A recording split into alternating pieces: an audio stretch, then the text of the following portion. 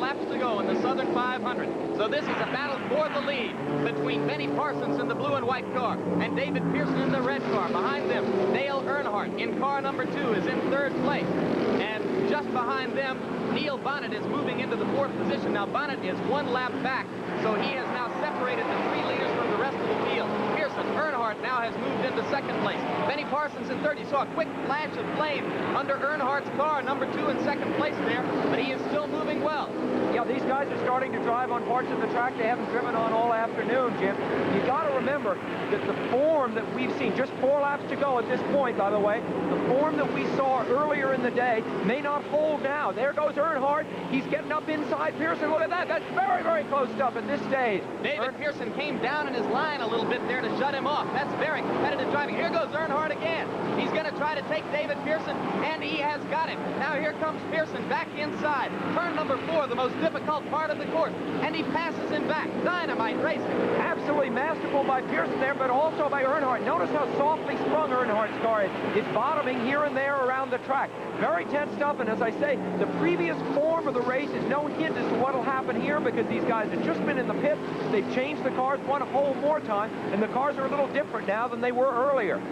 3-car race to the finish. Now 2.5 laps to go as they go down the back straight at 170 miles an hour. Again, Pearson is able to hold off the challenge of Earnhardt inside. So it is still Pearson in 1st place, Earnhardt in 2nd place, Benny Parsons 3rd. And you know, Jim, the traditional stock car approach of hanging back until the last lap and then slipstreaming by, that just doesn't apply here. The slipstream, the drafting doesn't work. These guys are going for it right now. Into turn, and now they're on the wall. Pearson is still going. Benny Parsons coming down onto the apron. Earnhardt is slowed down up onto the wall. The yellow flag will come out, but it's a race to the start-finish line from here. Whichever car gets there first will win the race.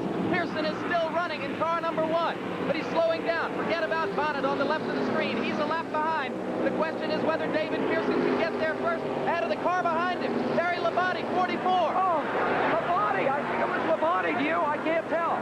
Almost impossible to tell. Terry Labonte in car number 44 was the other car on the lead lap as they came down the front straight.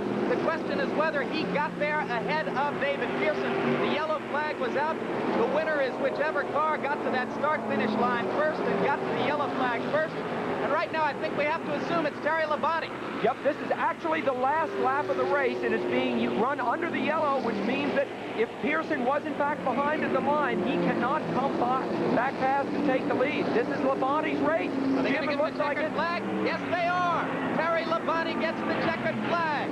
He has not led at any point during the race. He only led for the last lap under the caution flag after just getting across the start-finish line ahead of David Pearson.